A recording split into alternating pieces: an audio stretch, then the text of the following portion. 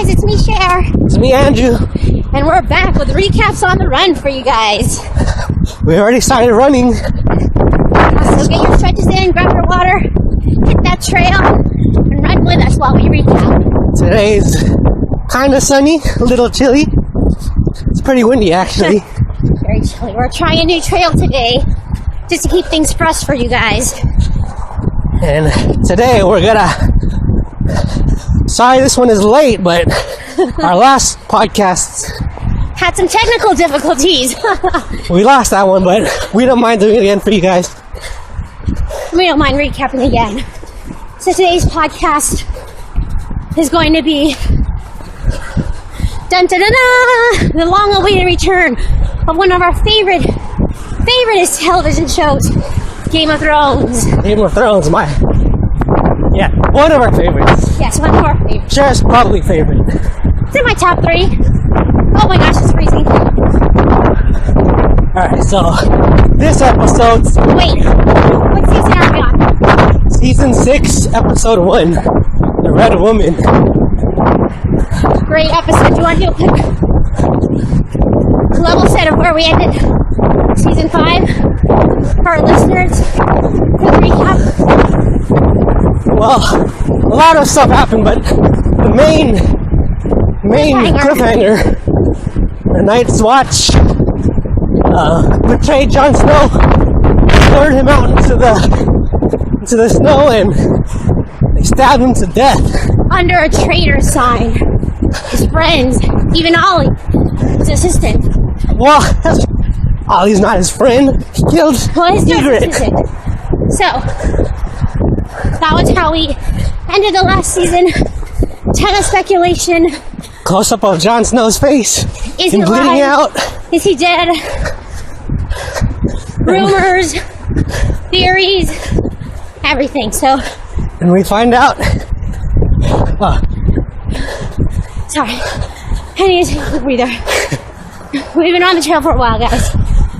And plus, we owe it to give a quick update on that opening scene. But before we jump to the opening scene, quick thoughts that Game of Thrones has the best title sequence ever. Love how it opens. The music, the graphics, the drama of it all. Perfect way to kick off an episode. So, you know what? I love it, but I love the show so much. I just want to see what's happening. That's the only thing. I need that working map, Andrew. That's the gift I want for Christmas. I want that working map of Westeros. I'll send you the YouTube clip of it. Okay, so let's jump in. Opening scene. Love how it started off right where it left off. So many television series do like a flash forward, or days, weeks, months have passed. Before you find out what actually happened. With this one, it goes straight to the wall. Ghost howling, Jon Snow's dire wolf. Nightfall. Oh my gosh. Right where we wanted to be. Right where the readers, right where the watchers wanted us to be. Zoom in. Jon Snow's still dead body. Well, maybe he was dying at that point, but he was definitely... Eventually he becomes dead at some point, for sure. Yeah, the first person who didn't kill him, or didn't participate in his death, Sir Davos, runs out. By the way, Davos, I think he's going to be one of my favorite characters. He's pretty solid. He's good. Yeah, he's definitely like a good guy. I like all of his... From the way he talks to what he says. His quiet strength, leadership abilities. Yeah, he's pretty no-nonsense. So, yeah, you're saying Davos finds him. Calls the men to bring him into a room, locks the door. There's about four or five men there. Ed, John's friend, two unknown guys. For now. And basically you find out those are the only people that they trust. They know the Night's Watch turned on John. They hear the wolf howling, dire wolf. So Davos tells them to go grab him. They need all the help they can get. Obviously, some kind of rebellion, retaliation, or maybe just protection. Yeah. Something's about to go down. You hear a knock on the door. It's who the title is named after, the Red Woman. Red Woman. Melisandre comes in, who I'm hoping just right there she's gonna say, bring Jon Snow to me.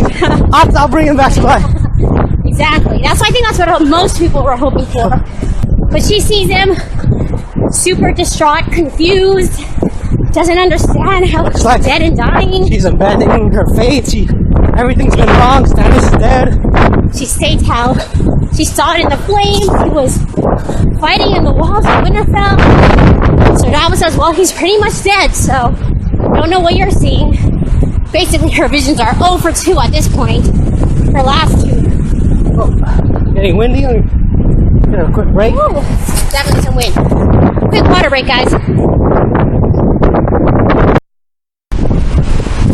Alright, as you were saying. Hey, we're back. Cool. Excuse the gust of wind if you can hear that in the background. We're basically being blown off a cliff right now. We have a slight incline here, so we're going to walk it out a little bit. But exactly, as I was saying, Melisandre comes in. You know, we jump to what else is happening at the wall. Ramsay. No, not Ramsay. We're going to the Night's Watch now. Sir Alistair's speech. Yes. The Night's Watch is angry. They don't know what's going on with Jon Snow. They know he's dead. Some people killed him. They don't know who. There seems to be like there's going to be an uprising. Sir Alistair delivers this pretty good speech. Well, I don't know if you guys think that you think it's good, but he delivers a speech. Well, we know it was necessary. We know he's good at banging the table. So he's not very good with the troops, but you know. To his credit, he took responsibility. Yeah. He said he killed him, and he knows he was a traitor. He said it was for the good of the Watch. Yeah. He said he was loyal and he followed every command, but this would have been the right thing. So, you know, I personally, I'm pissed, of course, that Jon Snow is dead, but actually that was a pretty rousing speech. Kind of made sense, I think, for the people who wanted to overthrow him, you know, it caused them to pause. And it quieted the uproar. Gave them something to think about, you know, I think it's real life. If you like someone, regardless of what their beliefs, what they're doing, do you do what you're told, what you're sworn to do? How far ahead do you look? Immediate future, 5 years down the line, 10 years down the line? Is what he did right or wrong? It definitely calls into question. And what Jon Snow did was he let the wildlings through the wall, and no matter how much you agree with Jon Snow might have made the right decision, there's still a little part of you that's worried. And what has he done? So I thought that was a turning point. Gives you both sides of the coin. Here we're gonna pick it up, guys. We're past the hill. We got some runners with us, so I'm gonna try to not spoil the episode for them. We're just gonna zoom past and continue. Go for it.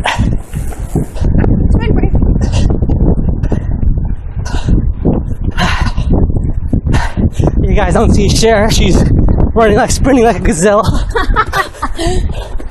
I'm trying to catch her. All of 2 seconds of a sprint, guys.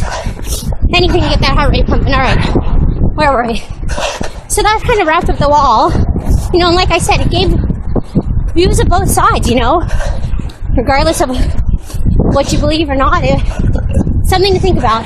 You know, I'm surprised that he actually waited that long. I thought he was going to turn him away at the wall. Exactly. Why would he even let him in? Moving on to... Well, let's close out, because the last scene is that basically that, you know, and maybe it didn't happen right in the beginning, but later on we see Alistair telling Davos to get out by nightfall and leave. And, you know, so Davos sends someone off to say, we need the numbers. That happened later, though. I know, but you can only assume that he's off to go grab the wildlings. Or someone, maybe even the Starks. Ed went to go look for people reinforcements. The ones that owe Jon something. So probably Tormund, Redbeard. Yeah? all of them, if you could pick up those scatter pieces. And like I said, maybe it's even more people in the north. Who knows who he's going to rally up. So, it was a good opening scene. And just to jump back, I think, overview of the whole episode, we talked about this last time, is that it was so well done, because we have so many people to talk about right now. There's at least 50 characters. Exactly, and it didn't feel like a compressed time frame. It felt everyone was given just the right amount of time to catch us up on storylines and prepare us for the rest of the season. So let's jump now. Yeah, well, let me say also that go ahead. After watching so many other shows, all the AMC shows. Hey, no calling anyone out. No. Fear the Walking Dead. Oh my gosh. Our other podcast. Well, there's just a lot of other shows that they don't progress as much. I feel like the 7 minutes of characters, 7-minute scenes in Game of Thrones. But the development, the story. I get what you're saying, but hey, Fear the Walking Dead just started on their second season. Give them some time. They're not well established. They probably don't have as big of a budget. They're not on HBO. So no, I'm not. Cut some slack. Not really saying that those shows are that bad, but Game of Thrones is just on another level. Agreed. They got so much done. Agreed. Now stop losing us sponsors. Okay, so let's jump over to the Boltons. Second kind of scene. We have Ramsey. I think they're in Winterfell. Are they in Winterfell? They can't. No, they weren't at Winterfell. Well, that's where Sansa escaped. So they're probably in Winterfell. Okay, so we jumped to Winterfell. It's just so different. So different. Different town. Different village. But he's crying over his dead, I don't know, girlfriend. Miranda. Comrade in arms. Fellow sadistic torturer killer. She's died at the hands of Reek. Pushed her over when she was trying to stop Sansa from escaping. Kind of the only bit of emotion we've seen Ramsey. Well, he wasn't in control. I should call him Ramsey. He's Bolton. Not yet. We'll get to that, but go ahead. Some emotion. He pledges to avenge her. Shows that they had some history as children. Yeah, so that could have been the only person he cared about. Who knows? I think so, yeah. Might have been. Or besides himself, of course. Yeah, so I think she's another crazy chick, you know. I think we were chatting about it. It's funny, he cared, but really, and then he's like, he doesn't care what they do with her body. It's a smart move to feed her to the dog. It's how is that smart? meat. It's just okay. You don't want to waste meat in winter. I'm not even going to discuss that, but you know, it's interesting because then he talks with his dad. Another hated villain of the series. And his dad basically called him out to say, you know, do you feel like you're a victor? You killed Stannis, great job. Old men encamped in the night. What have they done? He's lost his wife, Sansa, which is critical to uniting the North. They're not going to follow him without a Stark. You know, without Sansa, he can't have heirs, he can't have sons. And he lost Reek, That's the one. Reek? Okay, right down the hill. Lost Reek, the son of the Iron Islands. So, you know, he might have gained a step forward in one direction, but took several steps back by losing key, critical people for his progression, you know. But you know, I'll keep talking. If you want to enjoy the scenery, Andrew, go ahead. This is a tough run today for me. I'm all cramped up, Andrew's battling injuries. I'm not stopping. He's nodding though. He's not. I'm gonna cross this freezing river. Oh yeah. So wait, before we even jump to Sansa and Theon, because I can't believe I called him that, but he's Theon. Not yet. I will say that. You know, another key piece of information we got is that Bolton's wife is expecting too, and you know, if she has a son, that's what Roose is hoping for. Is he gonna renege on Ramsay being a Bolton and change him back to a bastard Snow and leave him to be nothing? So, you know, I think Ramsay has a lot riding on everything. He has vengeance on his mind. You know, taking fatherly acceptance. So many ways he can move forward now, or options for him. Is he gonna try to stop that child from being born? He's a monster. He's a monster. Yeah, but even with that child's born, you know, he's gonna really hold that to make some moves in the right direction. He wants to be an equal for himself. Let's jump to Sansa and Reek. So running through the snow. Come up to the river, and oh my gosh, Sansa goes back to her old ways a little bit. A little bit. A little bit, where she's ridiculously inept. Nothing has changed from last. She's trying to get out. We don't know how long they've been running for. She'd rather get she knows that the dogs and go back to Ramsey, torture every night. She knows that. I'd rather die in a freezing river. That's all. The river could kill people with hypothermia, and she doesn't know how vicious the dogs are. That Theon's. It doesn't matter how vicious the dogs are. She's gonna go back. It doesn't matter. It's not about the dogs. It's about crazy. She was just exploring her options. I'll give her the benefit of the doubt now. Because she's just learning how to woman up and fight for herself. So eventually she gets in the river, they cross it. They find a little spot under some trees later. Under the one tree, the one huge piece of shelter that's obvious for miles around. Well, they thought they would buy enough time to rest. They didn't. They bought exactly 2 minutes of time crossing that river. They stop under the tree, the dog's barking is coming closer. Reek, and I'm still calling him Reek until he redeems himself. When he runs out to try to save Sansa, even though it wasn't very good. He was on the brink of hypothermia over there. He was gonna fight them. Think about it. He was willing to go back to Ramsey. That's pretty bold, don't you think? Okay, so yes, he gets some credit. I give him a little credit. But I'll just say, he tells her, "Stay here. I'm gonna lure them away," and runs in front of the tree and stands there like a beacon of "Come here and find me." Oh, I don't know which one's more running. It's him or Sansa not crossing the river. Alright, so let's do a quick sprint break. Ready? Pick it up, guys. Let's do a quick sprint. Alright, let's go. Ooh. Pick it up. 5. Get that heart rate up. 4. Pick it up. 3. 2. 1 more second. Whew. Alright. Sweating like a pig here. So we're back. You know, they're about to be surrounded by the guards, the dogs, barking dogs, the ghost dogs. You think they're... Ghost dogs? Well, because they disappear in the next scene. They do disappear after the fighting starts. Maybe they were chasing something else. Distracted by a squirrel. Who knows? They're ghost dogs. But anyway, so there's 4 people on the horse. Yeah. 2 other with soldiers. Weapons and shields and swords. Everything decked out. Yeah, they even got shields on their backs, which we can find out later, but... And then, when all hope is lost, the cavalry comes riding in, whereas the guard says, "It's a woman!" Slice! It's Brienne. Brienne of Tarth and Podrick of... I don't know where Podrick's from. But... So there... Finally, Brienne catches up to Sansa, who she's been chasing for pretty much the whole last season. Yeah. Because, just to recap for the audience, because she was, sworn to protect her mother, and failed that act, which was her second failure after failing to protect Renly. So she has a pretty bad track record too, in failing to get Arya. Well, she killed the Hound. Maybe she beat the Hound in a fight. Yeah, that's fair. So she's here now, rescuing Sansa, making her vow, her oath to her, pledging her allegiance. Nice scene of those 4. Podrick and Theon even guiding her to the correct words. And Theon's nodding in agreement. Did we talk about Theon's miraculous kill? As the guard was about to get caught, he somehow stabbed him in the back with his sword, through a shield, probably through his neck, his armor. No. I'm giving them the benefit of this. Somehow through the neck.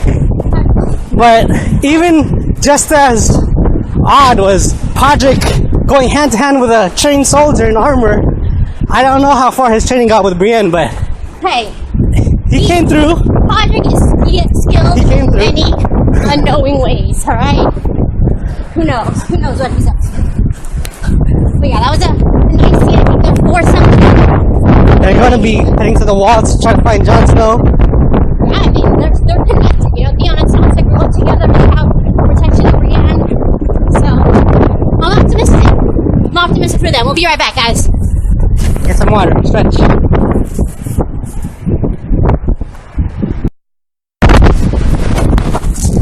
Alright, guys. We're back. Thanks for sticking with us there. Quick bathroom break, stretching break. Do what you gotta do.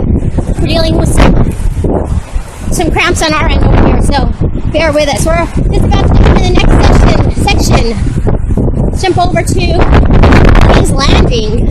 King's Landing with Cersei, oh my gosh. Jaime Lannister. Oh, what's going on? So first we know some time has passed because we open with Cersei and her hair's grown back a little bit. She's obviously very depressed, mulling over her plans of revenge. And then she gets their handmaiden, ships in the harbor from Dorne. Oh my gosh, the excitement! She's running! Back. She's running, Marcella! She's here, back home. She went to the dock. Oh, heartbreaking. I don't even know if I can continue. She sees the boat, and it's just Jaime standing there, looking depressed, and there's a box of covered casket right behind him. Very solemn. Instantly, Cersei's expression grows from excitement and happiness to she knows what it is. She's been through that with a witch that told her three children were gonna die. 3 golden robes. Yep, that's for all of them. It's heartbreaking. It's heartbreaking. Do you feel for Cersei at all? I feel worse for Jaime. I don't feel bad for Cersei yet. Cersei's lost so much. Well, mostly I don't feel bad for Cersei because although she's been through some punishment, she hasn't really changed. She's still she's still evil. So I can't really root for her or feel bad for her yet. She's a mother. Her speech, how Marcella was so pure, so good. She doesn't even know where she came from. She was so good and sweet and innocent, and that purity just wiped out for no reason. I can understand.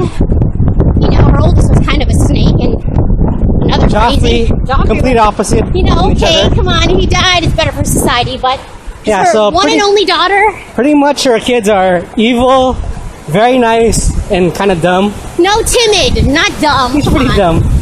Come on. He's just, I guess. Young. All right. He's just young. So, you know, it's sad, depressing. Who knows what she's going to do? We see Jaime hugging her, their forbidden love, which is disgusting, but so tender. And you're like, God, too bad.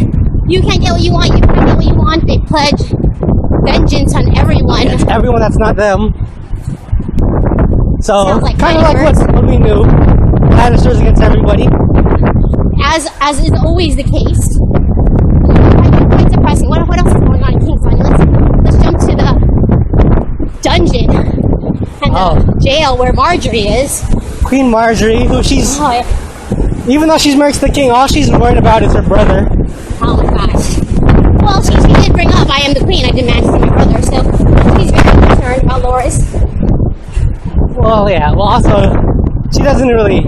She knows the king is pretty dumb, like I was saying. Hey! Timid, like you were saying. Ineffective, you know. He's just young, he doesn't know yet. There's nicer ways to put it.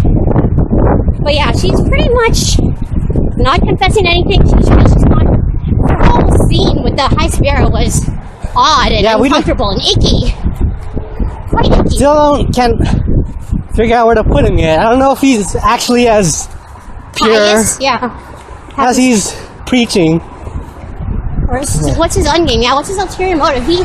At this point, he has quite a lot of power for scrubbing floors and wearing dirty rags. He has a lot of power right now. So I mean, I like that his character is punishing the people who we thought were unpunishable, but making a U-turn, going down this trail. But I don't really like him, but I like what he's bringing to the table. I hate that whole storyline. Whatever they're called, I think all religiousness in this series is driving me nuts. Well, what about the Lord of Light? Oh, exactly. That one too? That's driving me... Okay, question break, Andrew. Who would you rather follow? The old gods or the new ones? Man, which camp are you in? I'd follow whatever gods that are with Bran right now, the children. Those I've seen do some... Well, you've seen the new one. You've seen the Lord Light do some crazy shit too. Leap!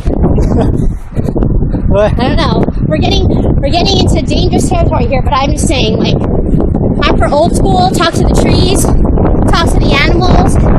What is will be. The new is just the flashy objects, the Scientology of the time. Come on. Anything that calls for sacrificing your daughter, that is not a fan of.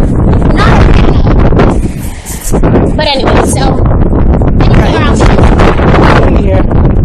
know which way to go. Let's run with the wind. We're in our own running battle here, guys.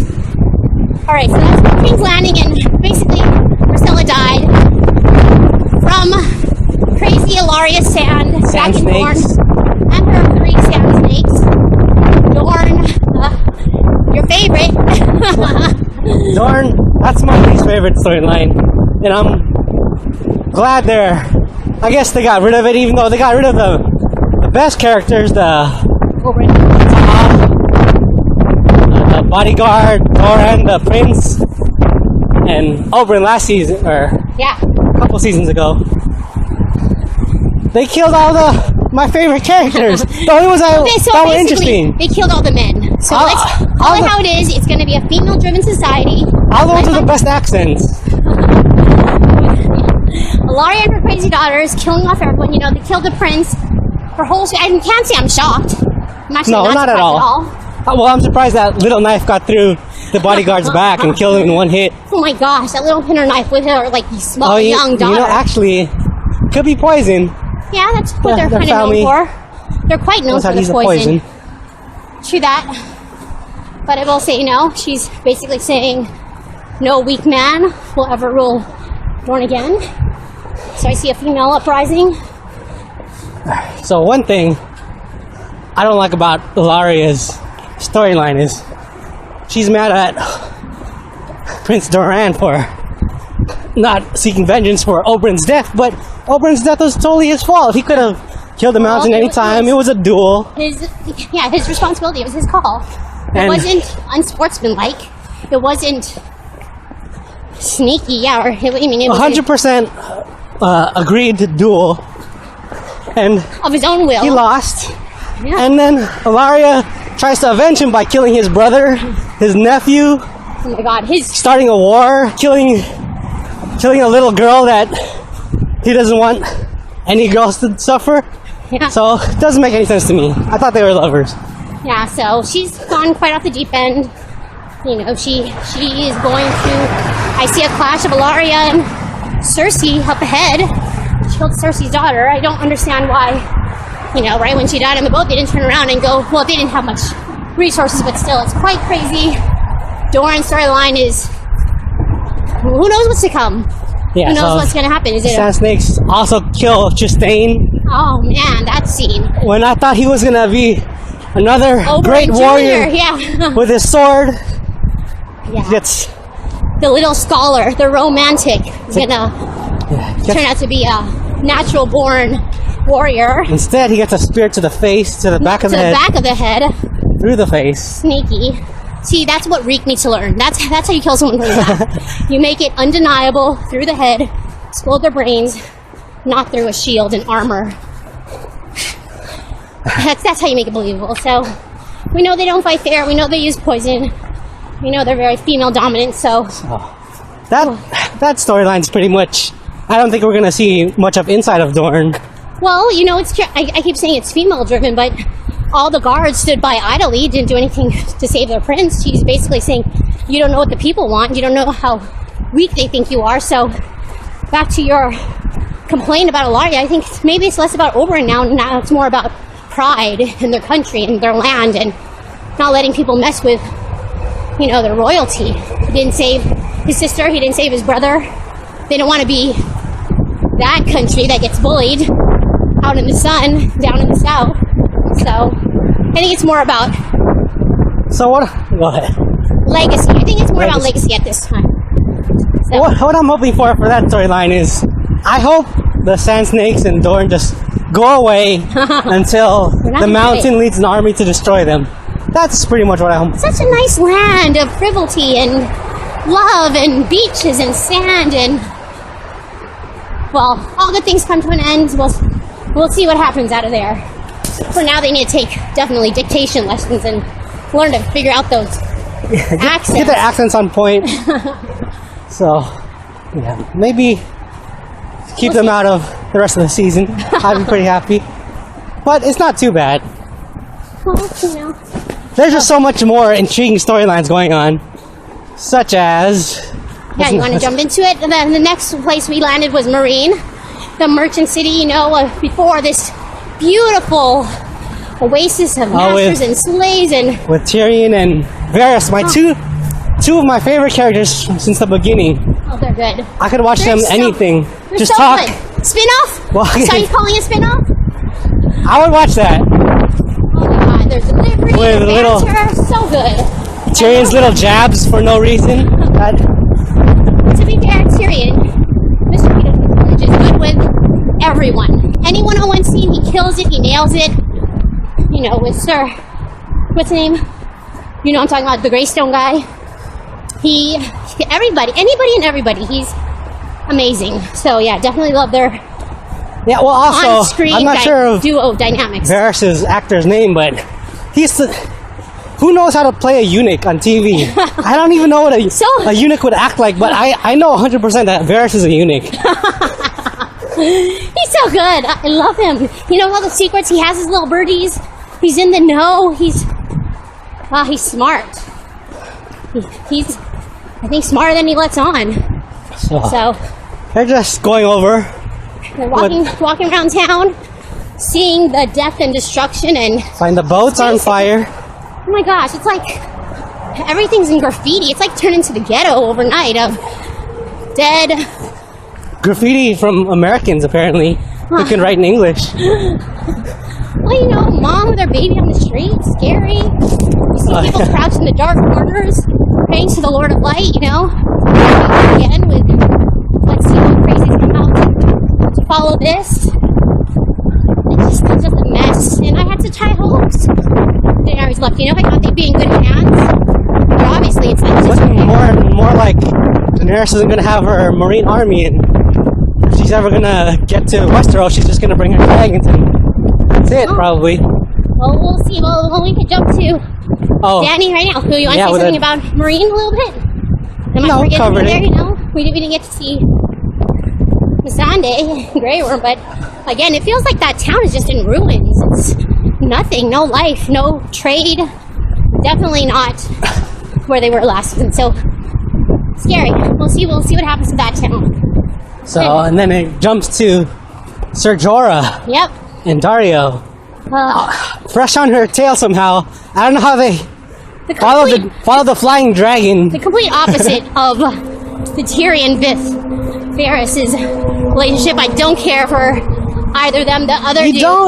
He doesn't even seem believable that he was a seventh son before. He doesn't even seem like Dario, I like the old actor better, but yes, definitely. I still like the character. I think he has a place. He could have. There's potential, but I just don't. I'm not feeling it. He has no swagger. I don't know. He's like I don't know. I'm not going to talk. I'm not talking about the actor. I'm just talking about the acting. So I do like Jorah. I'm surprised that you're not a fan of Jorah. And he's good. He's fine.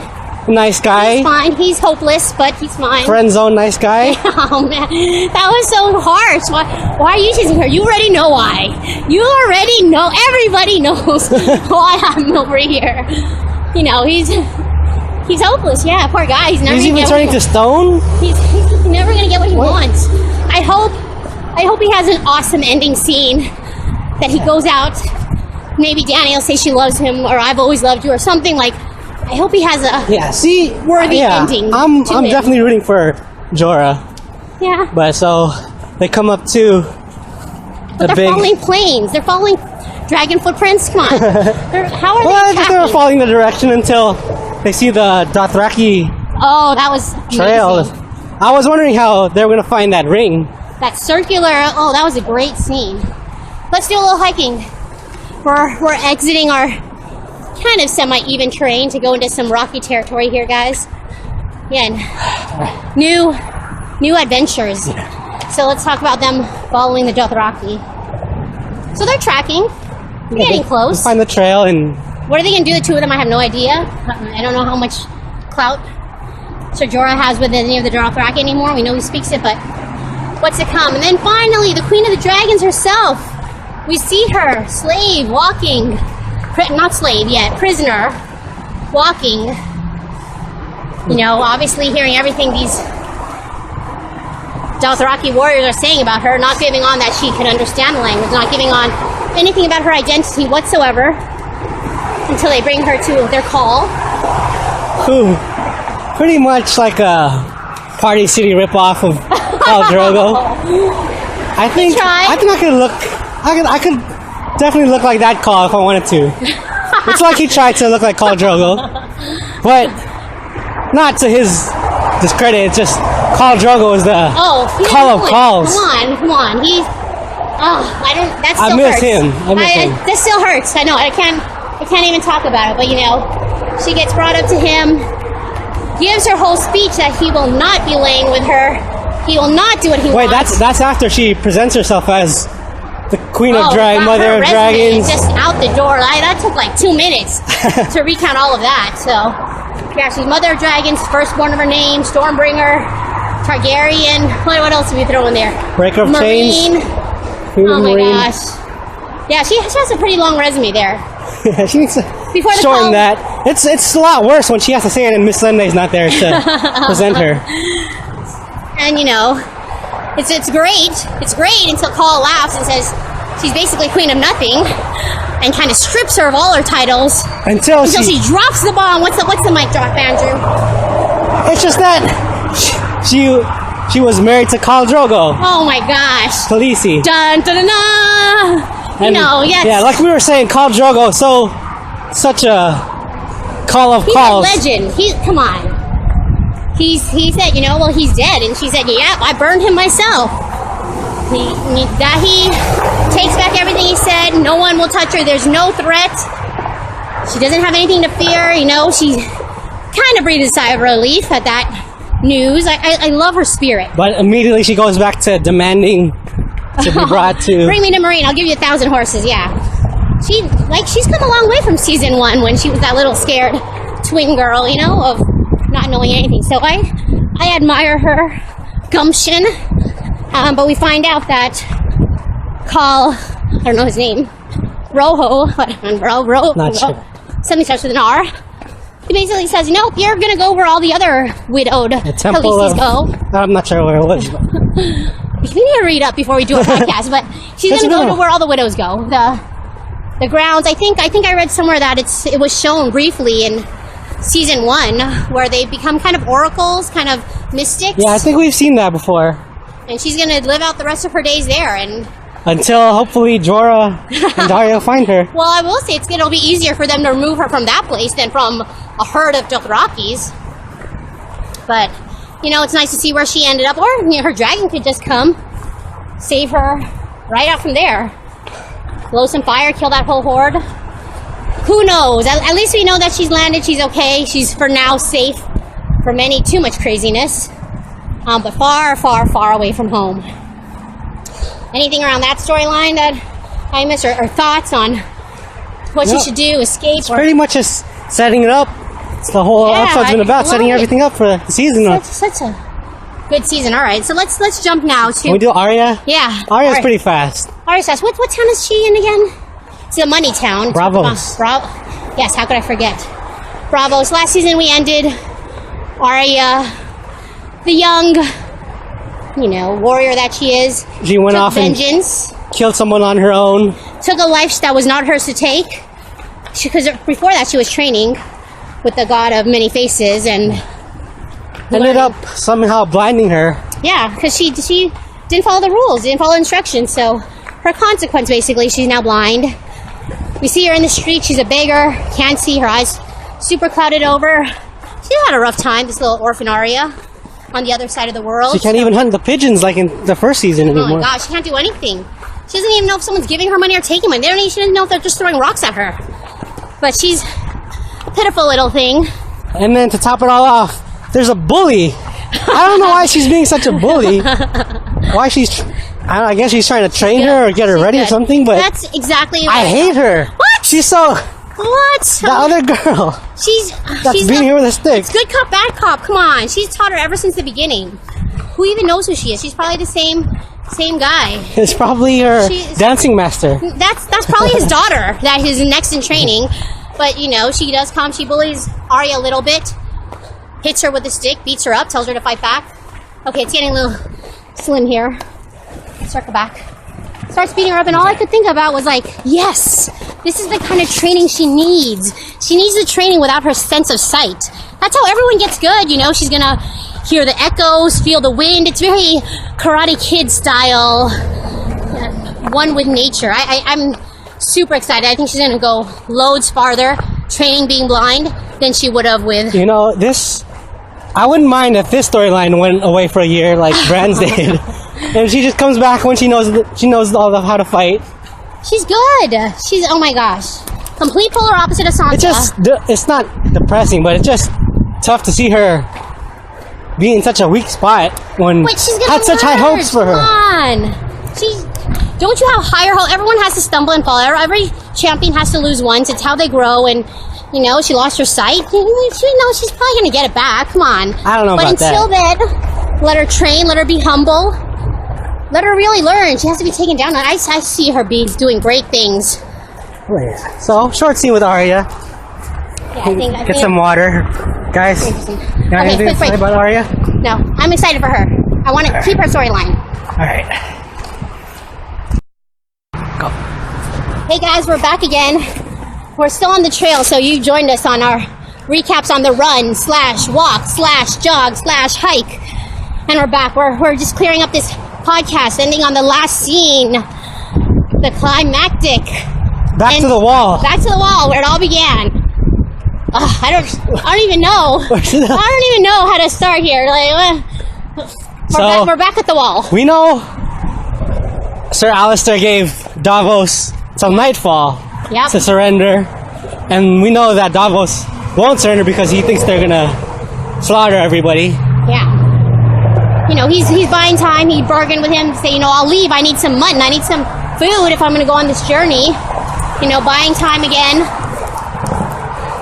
to see what's going to happen. The team's basically saying, we don't know what to do. We don't have numbers. And he's like, we always have the red woman. And they're like, come on, a red woman against everyone. He's like, you haven't seen her do you haven't seen what I've seen her do. So, as we still don't know exactly what she is capable of. Yeah, because the last scene, let's just, it's a title. The Red Woman. She's the critical crux of this whole episode. And we get there, we're in her room. She looks down. She looks distraught. She looks like her faith has been shaken. What do you think? What would you say that last scene? As we're in her bedroom, she's by herself. She's by the fire, looking at the flames a little bit. Yeah, she looks like she hasn't seen herself in a while. She's looking at what she really is. She's questioning. Yeah, It seems like she hasn't rested in a long time and seen her true self for a long time. What? That's what I felt like when she's looking in the mirror. She had to check herself out. She hasn't seen it when she got old like that. So she hasn't checked herself out for a while. Okay, it's not even a real legit mirror. It's like a wavy, picture of water that she's looking into, and some kind of distorted imagery of herself. Of course, she's so beautiful, beautiful skin, long red hair, gorgeous. Starts undressing, still checking herself out. Takes off the gem, the choker. Takes off her red. Has she worn that the whole time, always, ever? There was a scene where she was in a bathtub with Stannis' wife, and she took it off, and she still looked young. So we're jumping. So she takes off that choker, still staring in the mirror. We kind of pan out, pan back. Oh my all God. wrinkly. Oh my God. What happened to all the good nudity in the show? I don't even know what I saw. I mean, that's what the red. What did I see? The red. Whoa, man. Yeah, she just.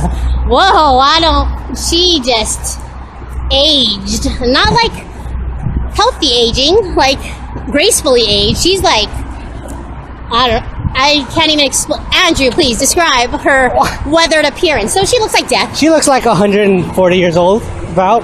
Yeah, she looks like in those vampire movies, like when they're finally, and maybe that's the right point before they turn into dust. Yeah, exactly. When their glamour has worn off and they're no longer good looking and beautiful and enviable by everyone, they pretty much look.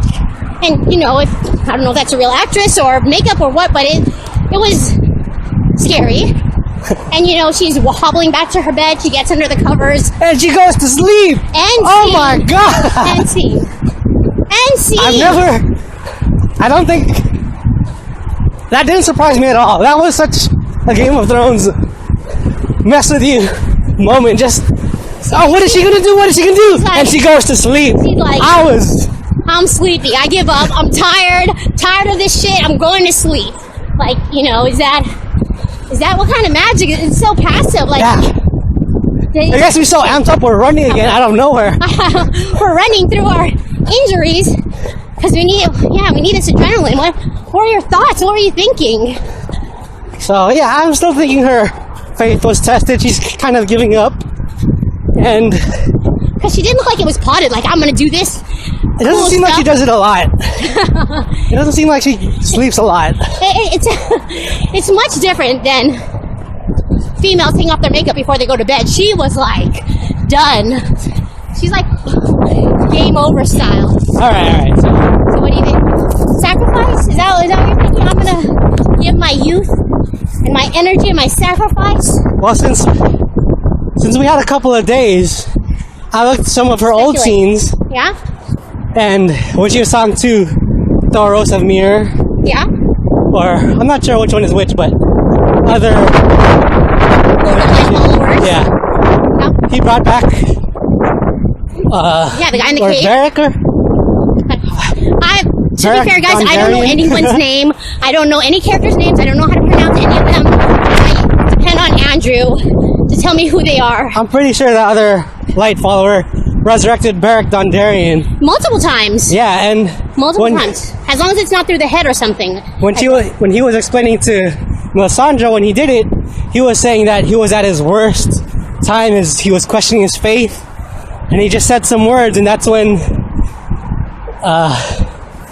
Beric or Thor, I'm not sure his name, the guy with the flaming sword. Yes, when they brought him back to life. Yeah, we know the people in the cave. So that's the same condition that Melisandre's in now.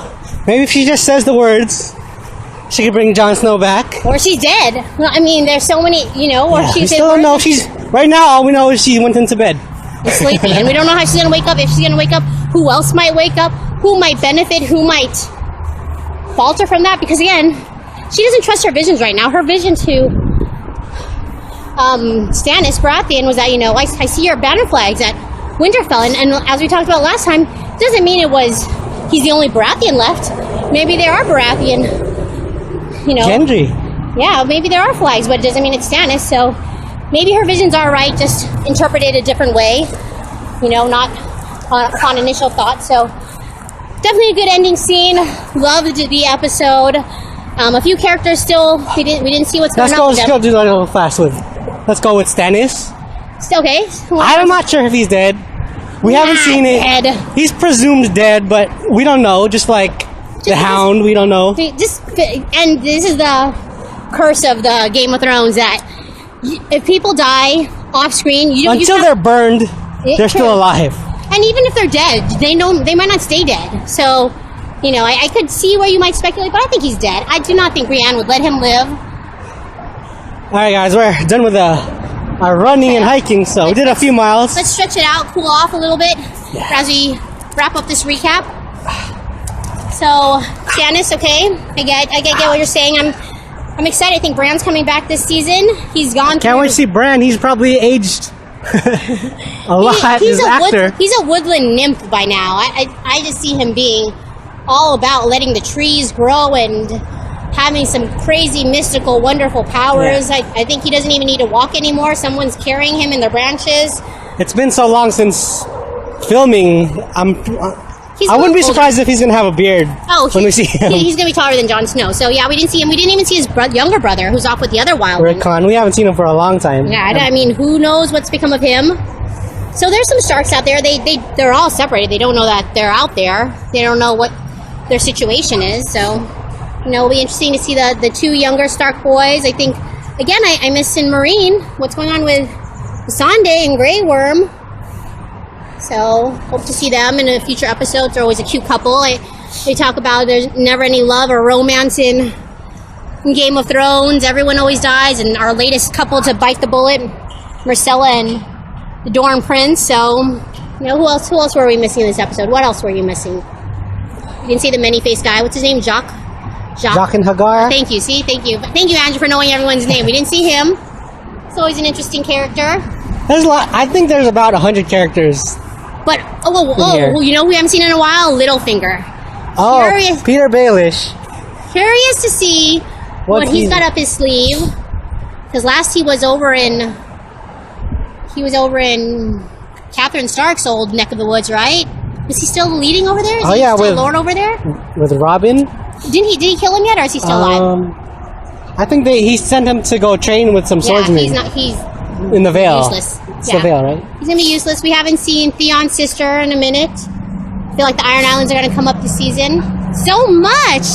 I feel like I read a whole slew of library books right now. Well, what would you say about what's your? Oh, we're doing the word thing. Yeah, what's your word about this episode? I got my perfect word. Hype. I am so hyped for this season. Although I'm kind of bummed that it's already been 10% of the season. One episode is 10%. 1/10 is done. I can't wait to see almost every single storyline. I could do with less of Arya and the Sand Snake, but I can't wait to see where they lead us. What about you? I'm super excited too. I think you always get worried when you build yourself up. We've waited 10 months out of the year for this series to come back. They kill us every year, but my word would be solid. I think this episode was so solid. It hit on all cylinders. We saw everybody, a great recap from last season. No loose ends, perfect setting to what's to come. We could go any direction. I feel like it was a super solid, great episode. Way to kick it off.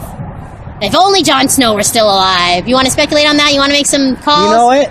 We have until nightfall, and either by nightfall, the Red Woman's either going to resurrect him, or he's going to come back as a White Walker. White Walker, yeah, that's what we've heard. Like all the dead bodies do. That's how they burn them. Yes, exactly. So so much to look forward to. I think, Sansa might be reunited with Jon, or his dead body, or something at the wall soon. Bran's coming back. I think Clash of Dorne and King's Landing. I think all three, Dorne, King's Landing. What's the one that the Tyrells are from? The other rich. Garden? I feel like who said it best? I think it was the Boltons. A reckoning is coming. I wrote that down. I definitely think a reckoning will come. So, stuff's about to go down, and I can't wait. Hope you guys stick with us while we keep running and recapping. Run with us. Get your fitness in. Get your recaps in. We'll catch you guys next week. Thanks.